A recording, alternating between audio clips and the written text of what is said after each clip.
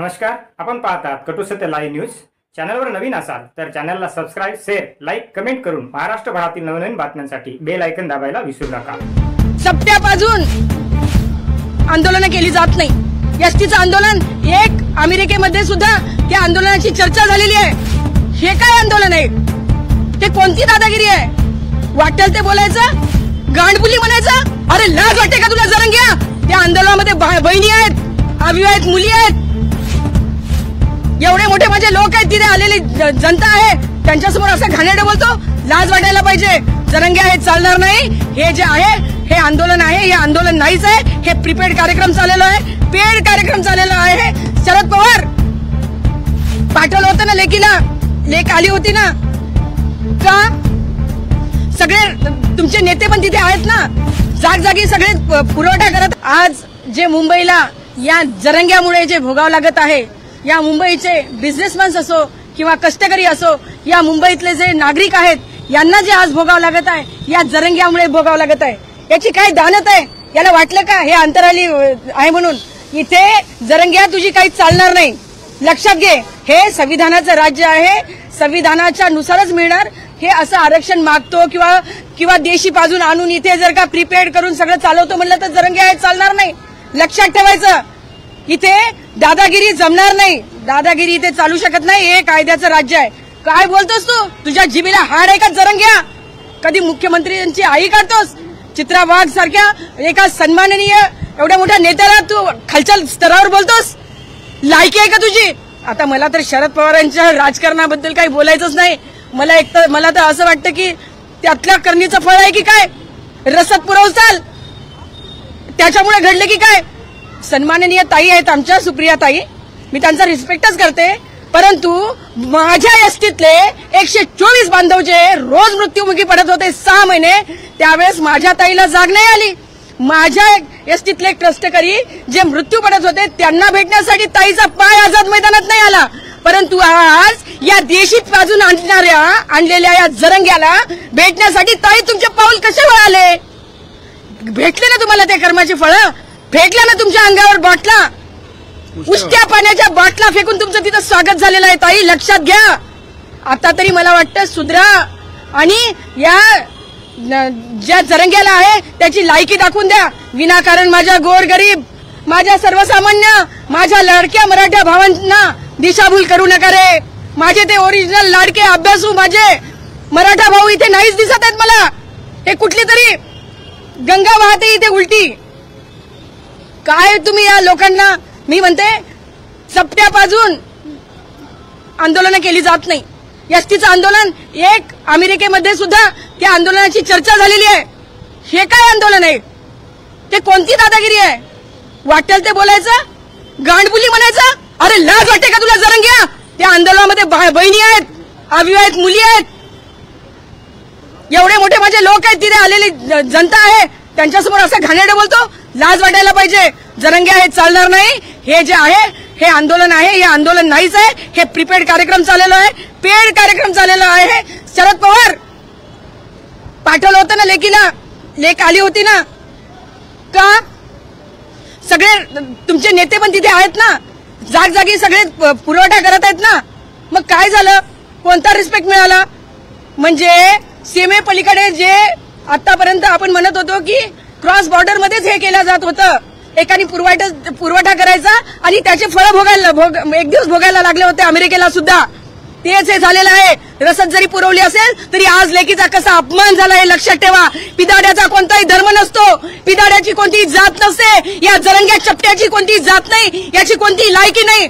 हा जरंग्या फक्त एका उद्देशाने, एका पॉलिटिकल मोटिवेटर होऊन इथे आलेला आहे, याची चालणार नाही। जरंग्या ताबडतोब आझाद मैदान खाली करायचं, हे खपून घेतलं जाणार नाही, माझा इशारा आहे तुला।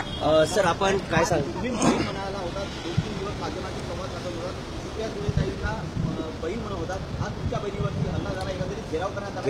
घोषणाबाजी करण्यात त्या ठिकाणी बघा, राष्ट्रवादी काँग्रेसचे वयोवृद्ध पुढारी आणि पवार कुटुंबियांच्या राजकारण सगळ्यांना बाराखडी माहिती आहे, परंतु एक शेतकरी पुत्र असल्यामुळं, एका शेतकरी कष्टकऱ्यांचा मुलगा असल्यामुळं मी सांगतो, जे पेरलेलं असतंय तेच उगवत असतंय। जो बाप के कर्म है, जो बाप के कर्म है वो बेटीने भुगतना नहीं चाहिए. शरद पवारांच्या बाबतीत तिथे सुप्रियाताईंवर जेव्हा उष्ट्या पिलेल्या पाण्याच्या बॉटल त्यांच्या गाडीवर फेकल्या जात होत्या तेव्हा काही माध्यमं दाखवत होती की शरद पवारांनी सत्यानाश केला मराठ्यांचा. हे सगळं काही केवळ लोक विसरून जातात असं नाही. कारण लक्षात ठेवा, शरद पवारांच्या बाबतीत सांगताना काही महत्वाच्या गोष्टी गोंडगोवारींच्या बाबतीत जे घडलं होतं ते सुद्धा तेवढंच निंदनीय होतं, ते सुद्धा तेवढंच गंभीर होतं. आणि सांगायचं तात्पर्य आज जे घडलेलं आहे म्हणजे संसद रत्न सुप्रिया ताईंसोबत गुणरत्न ताई पहिला माणूस आहे की कोणी सुद्धा कोणत्या महिलेवर ज्या प्रकारे तुमच्या गाड्यांवर उलट्या काय म्हणतो त्याला उष्ट्या बॉटल फेकल्या तशा फेकल्या जाऊ नये. कारण लोकशाहीमध्ये डेमोक्रेसीमध्ये चर्चा व्हावी. लोकशाहीमध्ये डेमोक्रेसीमध्ये पोलिसांच्या वर्दीला जाऊन धरणं डोके फोडणं हे जर अंतर्वली सराटीपासूनच जर तुमच्या पक्षानं विचार केला असता की योग्य भूमिका घेतली पाहिजे. एकीकडे शरद पवारांचं मी तुम्हाला आताही दाखवू शकतो पुरावा की ते म्हणत होते की मराठा आरक्षण का मिळू शकत नाही, परंतु आज मात्र शरद पवार बोलायला लागले की संविधानामध्ये कसा बदल केला जाऊ शकतो. हे शरद पवार सत्तेत होते तेव्हा शरद पवारांना सुचत नव्हतं का? त्याच्यामुळे जे काही शरद पवार आज बोलतात, जे काही उद्धव आज बोलतात या सगळ्या गोष्टी ज्या आहेत अत्यंत गलिच्छ घाणेरड्या राजकारणाचा भाग आहे. आज आपण बघितलं असेल राज ठाकरेला सुद्धा सोडलेलं नाही जरंगेनं. आज राज ठाकरेच्या लोकांची काय भूमिका आहे? जरंगेने आज राज ठाकरेंना सुद्धा घालून पाडून बोलला. जरंगे दोन मंत्र्यांना म्हणजे नितेश राणे सारख्या मंत्र्यांना चुचुंद्री म्हणला जरंगे. काय उत्तर आहे मला सांगा? सन्माननीय संविधानिक पदावर असलेल्या मंत्र्यांना चुचुंद्री म्हणू शकतो का कोणी? याची दखल सभापती घेणार आहेत की नाही? याची दखल माननीय राज्यपाल घेणार आहेत की नाही? याची दखल आझाद मैदानाचा पोलीस स्टेशनचे सिनियर इन्स्पेक्टरनी घेतली पाहिजे, गुन्हा दाखल केला पाहिजे. चंद्रकांत दादा पाटील बद्दल तर अत्यंत खालच्या दर्जाचं बोलले. बघा, लोकप्रतिनिधी कोणी असो परंतु आपण लोकांसाठी काम करतो असं दर्शवून लायसन्स घेतलेलं नाही, लायसन्स मिळवलेलं नाही. चपटी पिऊन बोलणं सोपं आहे परंतु चपटी पिण्यासाठी सुद्धा लायसन्स असतंय. परंतु आज असं झालेलं आहे की सुसाट सुटलेले आहेत. आज आपण बघत आहात की मला काही महिला पत्रकारांनी सांगितलं, हे अत्यंत मी गंभीर सांगत आहे तुम्हाला. महिला पत्रकारांनी मला सांगितलं की कशा प्रकारे ते व्यक्त होत आहेत म्हणून. आणि व्यक्त होण्याची प्रक्रिया अशी आहे की एका महिला भगिनी पत्रकारेला जे आहे कशा प्रकारे तिच्यासोबत म्हणजे ज्या प्रकारे म्हणजे अपमानित केलं. ती महिला पत्रकार एका आपल्या कॅमेरामॅनला घेऊन रेल्वे स्टेशन पर्यंत जावं लागलं. लोकांमध्ये भानच राहिलेलं नव्हतं. बरोबर जयश्री पाटलांनी सांगितलं की ते कार्यकर्ते नसून ते कोण आहेत, तर ते जे आहेत प्रशिक्षित लढाके आहेत. आपण जर बघितलं मनोज जरांगे पाटीलांचं उद्यापासून कडक उपोषण असणार आहे. त्या ठिकाणी ते पाणी देखील पिणार नाहीत आणि एक दिवस पुन्हा एकदा वाढून देणार. मी तुम्हाला सांगायलो, जर एखादा माणूस उपोषणाला बसत असेल तर कायदेशीर प्रक्रिया हीच आहे की वैद्यकीय अधिकाऱ्यांना जाऊन शासनाच्या तपासलं पाहिजे. जरंग्या उपोषण करताय हे कशावरून? जरंग्या उपाशी आहे हे कशावरून? जरंगे आम्हाला माहित नाही. खजूर खाता है, क्या खाता है, किसको पता है? खजूर खाता है, अंडा खाता है, क्या खाता है, किसको पता है? सब गोलमाल है भाई, गोलमाल है, सब गोलमाल है भाई, गोलमाल है. भूखा है, खाता है, पीता है, किसको पता है? त्याच्यामुळं वैद्यकीय अधिकाऱ्यांना तपासणी का करू देत नाही जरंग्या? हा सगळ्यात माझा बेसिक प्रश्न आहे. आणि जर वैद्यकीय अधिकाऱ्याला जरंग्या तपासणी करू देत नसेल तर ही गोष्ट की हे उपोषण कसं आहे? कारण वैद्यकीय अधिकारी उपोषणाच्या संहितेमध्ये वजन मोजलं जातंय. वैद्यकीय अधिकाऱ्याकडून ठोके मोजले जातात म्हणजे नाडीचे. त्याचबरोबर वैद्यकीय अधिकाऱ्याकडून हार्टचे हार्टबीट मोजले जातात. त्याचबरोबर वैद्यकीय अधिकाऱ्याकडून जे आहे आपलं काय म्हणतो त्याला काय नाही पल्स नाही ईसीजी पाहिली जाते. त्याचबरोबर रक्त तपासलं जातं, युरिन तपासलं जाते. जरंग्याचं कोण तपासत आहे? जरंग्या ज्या प्रकारे व्यक्त होत आहे त्या प्रकारे मला एक म्हणजे प्रश्न आहे आणि चौकशीची मागणी करतो. कारण आता वेगवेगळे जेवणच घेण्याची गरज नसते. एका एवढ्याशा गोळीवर सुद्धा पोट भरलं जाऊ शकतंय. आणि म्हणून माझं असं म्हणणं आहे की जरंग्या जे आहे उपाशी आहे का असा माझा बेसिक प्रश्न आहे. जरंग्याचं जे काही चाललेलं आहे ते अत्यंत राजकीय ढोंग चाललेला आहे आणि म्हणून जरंग्याचा उपवासामध्ये येतंय का? कारण आत्मक्लेश एकत्र करायचं असतंय, आत्मक्लेश एकत्रित करून त्यावर चर्चा घडवून आणायची असती. लोकतांत्रिक मार्गाने जे हे दिलेले आहेत, पॅरामीटर्स दिलेले आहेत, जे संहिता दिलेल्या आहेत त्या संहितेनं वागायचं असतंय. तशा प्रकारचं हे उपोषण नाही. आणि उद्या ते पाणी पित नाही म्हणाले ना, ह्याच्या मागे सुद्धा काहीतरी कुभांड आहे. आणि जरंग्याच्याच बाबतीमध्ये उच्च न्यायालयाचे त्याच्या उपोषणाच्या बाबतीत दिलेले निर्देश हे सर्व श्रुत आहेत. सर, आपण जर बघितलं 2 दिवसाच्या सुट्टीनंतर उद्यापासून पुन्हा एकदा मुंबईमध्ये जे चाकरमानी वर्ग आहे त्यांची मोठी संख्या असणार आहे, जे चाकरमानी कामावर मुंबईमध्ये येत असतात. कारण की आपण बघितलं गेल्या 2 दिवसांपासून मुंबईमध्ये मोठ्या प्रमाणात मराठा बांधव आहे. 2 गोष्टी लक्षात ठेवा. जरंग्या, ज्या प्रकारे मला कोणाला श्वानाची उपमा द्यायची नाही, ज्या प्रकारे तुम्ही सामाजिक धर्माच्या नावावर लोकांना अपमानित करत आहात, आमच्यासारख्या माणसाला तुम्ही भुकल्यासारखं शिवीगाळ करत आहात, तुमचे लोक धमक्या देत आहेत. त्याही पुढे जाऊन जर उद्या वर्किंग डे, उद्या जर त्रास झाला, गणपती बाप्पांच्या भक्तांना त्रास झाला, तर ह्याचे लिगल कॉन्सिक्वेन्सेस जे आहेत ते मान्य न्यायालयासमोर नेले जातील. उद्या जर मी सन्माननीय आझाद मैदानच्या वरिष्ठ पोलीस निरीक्षकांना सांगू इच्छितो, त्याचबरोबर उद्धव, त्याचबरोबर राष्ट्रवादी काँग्रेसचे वयोवृद्ध पुढारी शरद पवार, जे सिंपथायझर आहेत, मला त्यांना आव्हान करायचंय की उद्या चाकरमानी, त्याचबरोबर कष्टकरी, कारण 3 दिवसापासून जो फुटपाथवरला वेंडर आहे त्याचं हातावर पोट आहे, ते अर्ध पोट त्याचे कुटुंब जगत आहे. त्याचबरोबर हॉटेल व्यावसायिक आहे, वेगवेगळे व्यावसायिक आहेत, त्यांच्यावर सुद्धा अन्याय होत आहे. त्याचबरोबर जीडीपी पडत आहे. ह्या सगळ्या गोष्टी लक्षात घेता आझाद मैदान पोलीस स्थानकाच्या सिनियर इन्स्पेक्टर साहेबांनी आज लॉ इंटू मोशन आणावा. उद्या लोकांना त्रास नाही झाला पाहिजे. रेल्वे स्टेशन रिकामे करावेत, कारण रेल्वे स्टेशन हे दारू पिलेल्या लोकांना धिंगाणा करण्यासाठी नाहीत, दारू पिलेल्या लोकांना ठिंगाणा करण्यासाठी नाहीत, रेल्वे स्थानकात दारू पिलेल्या लोकांना ठिंगाणा करण्यासाठी नाहीत, हे सुद्धा निक्षून आम्ही सांगत आहोत. पण उद्यापर्यंत जर हे झालं नाही, पण आंदोलकांचा थेट इशारा आहे की आम्ही जोपर्यंत आमची मागणी पूर्ण होत नाही तोपर्यंत आम्ही मुंबई सोडणार नाही, असं देखील सांगतात. मी तुम्हाला सांगतो, गॅझिटर. अबे जरंग्या, तुला गॅझिटरचा अर्थ माहिती आहे का बे? गॅझेट कशाच्या कोणत्या आर्टिकल खाली प्रसिद्ध होत आहे, आणि एकदा जेव्हा गॅझेट प्रसिद्ध होत आहे त्याला डबल लागू करण्याची कुठं पद्धत आहे रे जरंग्या? अशा प्रकारची कोणत्याही संहितेमध्ये कोणतीही पद्धत नाही. गॅझिटर असो, खासरा पाणी असो, गाव नमुना 7 असो, गाव नमुना 7-12 असो, हे सगळे जे आहेत one of the document for requesting caste certificate आहेत.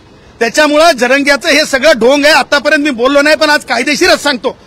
ते काय गॅझेटर म्हणते ना, त्या गॅझेटरचा अर्थ एक पीस ऑफ एव्हिडन्स आहे. आणि जरंग्या, कुणाला फसवायला गॅझेट जेव्हा प्रसिद्ध होत आहे ते ऑलरेडी कायद्यामध्येच असतंय. त्याच्यामुळे तू जे म्हणतो कुणबी मराठा कुणबी, हे 3 जजमेंटनी सांगितलंय नाही म्हणून. 2001, 2002, 2005 आणि 2021 मध्ये संविधान पीठाने डॉक्टर जयश्री पाटील विरुद्ध मुख्यमंत्री महाराष्ट्र राज्य या केसमध्ये स्पष्टपणे सांगितलं कुणबी आणि मराठा हा डिस्टिंक्टली डिफरंट क्लास. त्याच्यामुळे जरंगे जे म्हणते ना गॅझिटर, शासनाला एक पत्र काढायला लावायचंय जरंगेला आणि परत गुलाल उधळून घ्यायचा. कधी ते सुद्धा सांगतो, हा कधी गुलाल उधळेल, खोटा गुलाल उधळून घेईल, हा ती खोटी मस्ती दाखवेल सगळ्यांना. जेव्हा याला समजेल की आता ह्या जे याचे सिंपथायझर आहेत, फॉलोअर आहेत, याला पेड करणारे आहेत, याला चालवणारे म्हणतील की आता आमचं बस झालं, आम्हाला तुला चालवायचं नाही, त्याच्यासाठी याने गॅझिटर चाललंय. गॅझिटरच्या आधारे मागासले पण डिक्लेअर होत नाही आणि मागासलं ठरत नाही. गॅझिटर लावून घ्या, गॅझिटर आणून द्या. हे कोणतंही जे आहे माधुरी पाटील विरुद्ध कास्ट स्क्रुटिनी कमिटी ठाण्याच्या जजमेंटच्या नंतर कोणाला सुद्धा गॅझिटरच्या आधारे मागासवर्गीय प्रमाणपत्र देता येत नाहीत. हे भूलभुलैया आहे. जे कोणी, मला तर क्यू येते काही आमदारांची, कोणी एक भुमरे नावाचे आमदार होते, मला क्यू येते त्यांची, क्यू येते काय आमदारांची. तुम्ही लेजिस्लेचर आहात, तुम्हाला पब्लिक सर्वंट म्हणलेलं आहे, तुमची व्याख्या वाचा. तुम्हाला जर कळत नसेल तर कुणाकडून विचारून घ्या. गॅझिटर हे one of the normal document आहे, जे document one of the proof म्हणून वापरला जातो. तो लागवा काढा, लावा काढा, लावा काढा. अरे यार, हे काय चालवलंय तुम्ही? अकलेचे तारे असे तोडू नका ज्याच्यामुळे जगात म्हणलं जाईल की जे महाराष्ट्रातले लेजिस्लेचर आहेत त्यांना गॅझिटर लागलंय की नाही लागलंय, गॅझिटर वेगळं लावावं लागतंय की नाही लावावं लागतंय, एवढं ज्ञान नाही, अज्ञान आहे. लोक हसत असतील.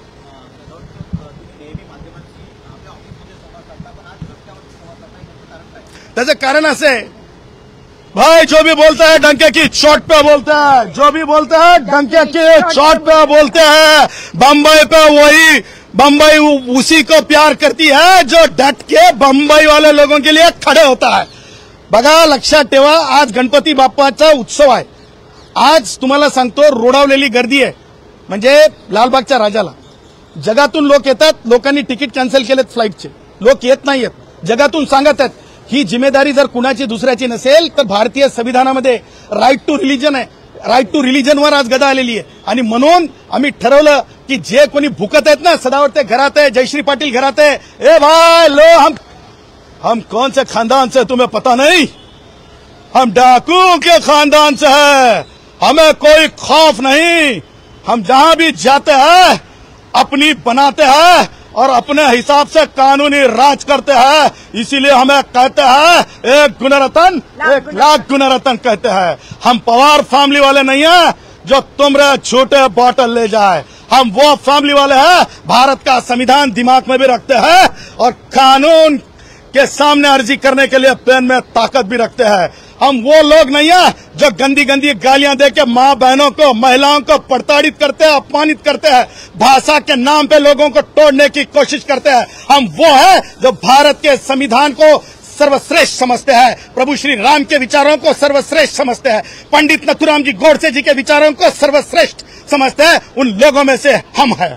सर, एक शेवटचा प्रश्न आहे की कुणबी समाज जे आहेत मराठी, त्यावर आता उच्च न्यायालयाने आणि सर्वोच्च न्यायालयाने नकार दिला आहे, अशी माहिती समोर. बरोबर आहे. 2001 ला, 2002 ला, 2005 ला आणि 2021 ला स्पष्टपणे कुणबी मराठा एक आहे असं डिस्टिंक्टली वेगळे आहेत म्हणून सांगितलेलं आहे. एक दुसरे तुम्ही विचारलेला महत्वाचाच प्रश्न म्हणून की गॅझेटर नावाची वस्तू गॅझेट म्हणून पब्लिश झाल्यानं तिचं अस्तित्व गॅझेट म्हणूनच असते. त्या आधारे कोणतंही सामाजिक मागासले पण दिलं जाणार नाही. त्या आधारे कुणबी मागास आहेत असं लिहिलं जाणार नाही. कारण क्षेत्रीय मागासले क्षेत्र भाग जो असतो त्याच्यातलं मागासले पण लागत असते आणि ते मागासले पण सरसकट लावता येत नाही. तशा प्रकारचा भारतात कायदा नाही.